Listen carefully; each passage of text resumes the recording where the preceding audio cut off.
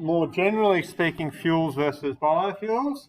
Now we'll look specifically at petrodiesel versus biodiesel, right? So the very crack in which we are doing relates to this.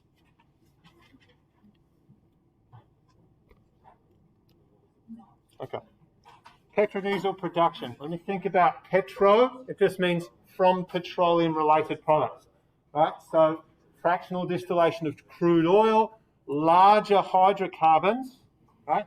Larger hydrocarbons generally lead to diesel. So diesels are just long hydrocarbon chains, some of which are aromatics. Aromatics is a class of compounds that are benzene derivatives. So when we've got the like cyclical hydrocarbons, they tend to be, right? They tend to have a smell to them. So we'll notice today that petrodiesel has a smell to it. I mean, so does biodiesel, but the smells will be different. Okay, so about 25% of petrodiesel is going to be these aromatic hydrocarbons. So when we think aromatic, aromatic always comes from benzene. In fact, the class is called either aromatics or arenes, A-R-E-N-E. Not important. We do need to know benzene, right? Benzene's one of the things that needs to be known, but we'll talk about that in greater detail when we get to organics at the start of Unit 4. Biodiesel, we've looked at its production, right? Transesterification of triglycerides. Seen that before. It's got this ester functional group, methyl, and then a long fatty acid chain. Remember, biodiesel is still a mixture of hydrocarbons. It's not one individual formula. So triglyceride, right? Here's our conditions, right? Potassium hydroxide, which we use today, with methanol, right, to give us our methyl ester or our biodiesel. Notice that it will split into layers. I don't know if it's got layers yet.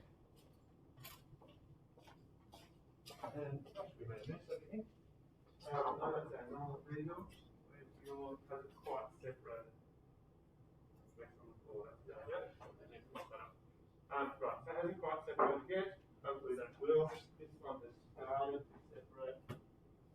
See that one here. Right, so it's going to separate into layers. We're going to have a biodiesel layer and an aqueous layer, right?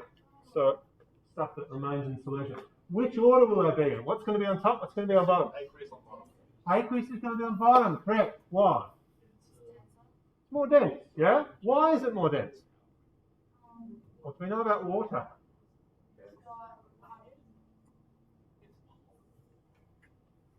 Is it? So hydrogen what?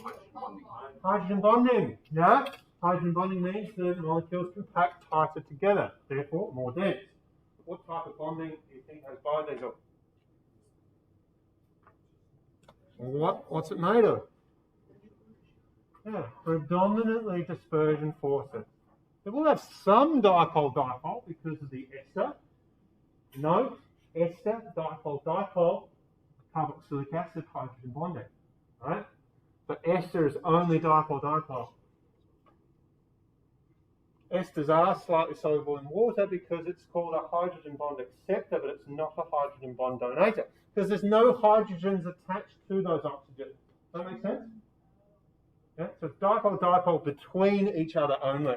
So it is ever so slightly soluble in water, but only minimally, right? Which is why it does separate.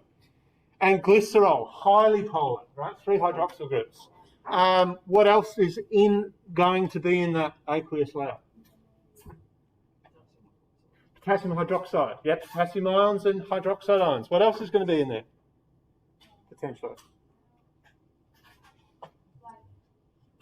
Probably a bit of methanol. Yeah? Bottom layer is the aqueous layer.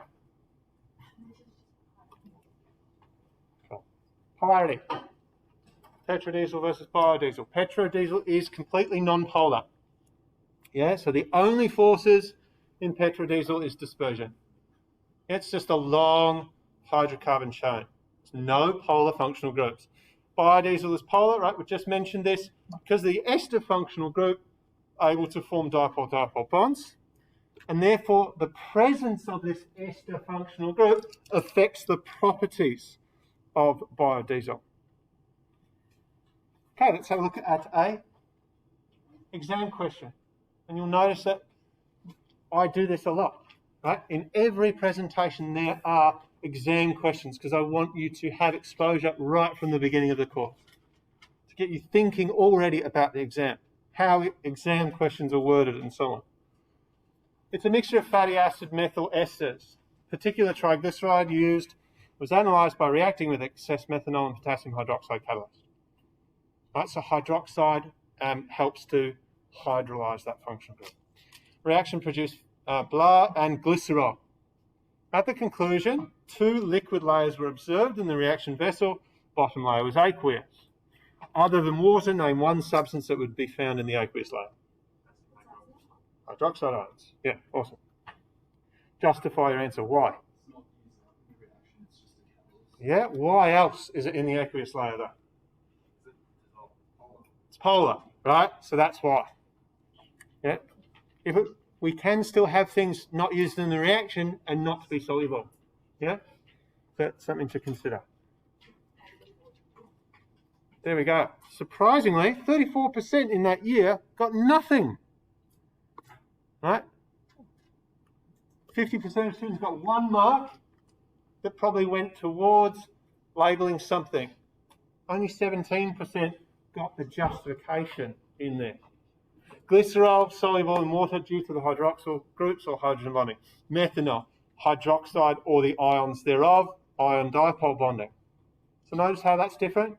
If it's an ion, it's ion dipole. If it's a functional group that's not charged, it's going to be hydrogen or dipole-dipole. Question is challenging for some students. In many cases, the justification provided was superficial, i.e. it's soluble in water. So it's not enough to say that it's soluble. We need to link that with bonding. Students need to give a reason why the substance is soluble. Instruction, name one substance required students to give the name, not its chemical formula. So you wouldn't say KOH, potassium hydroxide. Students should know that fatty acid esters are non-polar, right? It's got that long fatty chain. And what we learn in Unit 4 is that although it has a polar functional group, the length of the non-polar end reduces its solubility. So methanol is completely miscible in water, right? So we can dissolve endless amounts of methanol in water. As soon as we change that to, say, propanol, it's no longer miscible, right? Make that chain longer again, right? We continue to reduce its solubility. So we're talking carbons of 10 plus in length, so they're poor solubility in water. Properties. Because of the polarity, it's called hygroscopic. Hygroscopic means that it reacts or interacts with water from the environment. It's also more viscous. So viscous, the measure of viscosity is the resistance to flow. So something that is more viscous means, so the definition of viscosity is that if we have a higher resistance to flow, it's more viscous. So honey, largely fructose. It's got 5 hydroxyl functional groups, incredibly polar, right? So the force of attraction between fructose molecules in honey is such that they don't slide over one another very easily. Often why honey crystallizes at room temperature. It flows less, exactly right. So more resistance to flow. It's also got a higher cloud point. So this is where solid crystals start to form. So again, further losing its ability to flow. So honey, if we link that to the idea of honey that sits there for a while starts to crystallize, doesn't it? Yeah, all we need to do is heat it up and we break apart the crystals. So before I actually tell you, what would the issue of higher viscosity be? Yeah. Right. Difficulty in flowing through engine parts. What is the issue with a higher cloud point?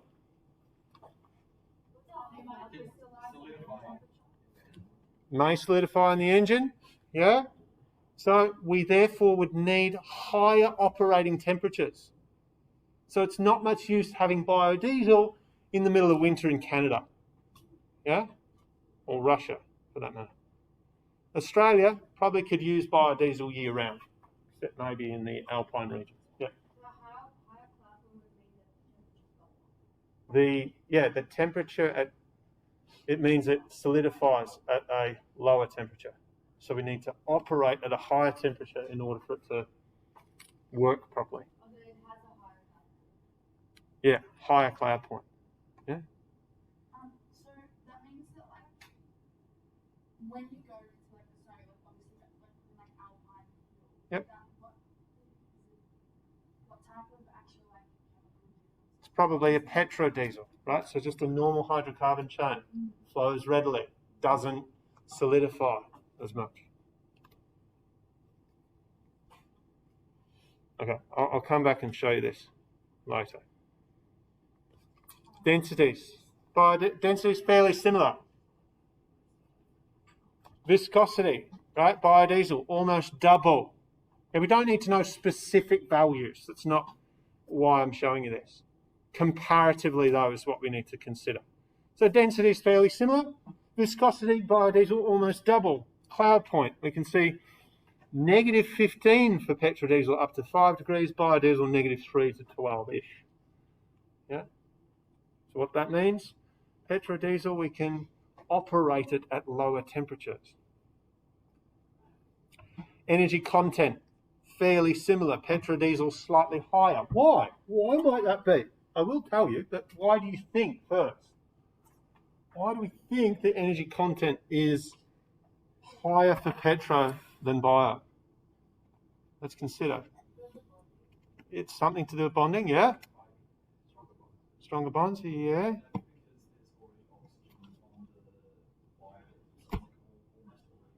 Exactly right. Yeah, there's already some oxygen there. And remember, if we think back to redox, our early definitions of redox is the addition of oxygen, of oxidation, right? So we can consider that biodiesel is kind of already partially oxidized. So lower energy content, lower energy density. Environmental impacts. Well, we know petrodiesel is a petroleum-based fuel. Increase to atmospheric CO2. Some impurities, whatever. Biodiesel, right? It's made from largely our oil-related plants, etc. The consideration is land use. We talked about that as a disadvantage. If we need to clear land in order for biodiesel production, it's counterintuitive. What we can say the statement, no net increase to CO2 emissions. But what we can't say is we can't say that it's completely carbon neutral. The reason for that is we need consideration for transport and storage and production of the fuel. So if we're using fossil fuels in order to harvest the crops, right, then that's not being carbon neutral. Unless we are using the biodiesel that we are producing to harvest the crops to make them the biodiesel. Okay, here's our activity. So linking this directly with our part of our key knowledge in the study design.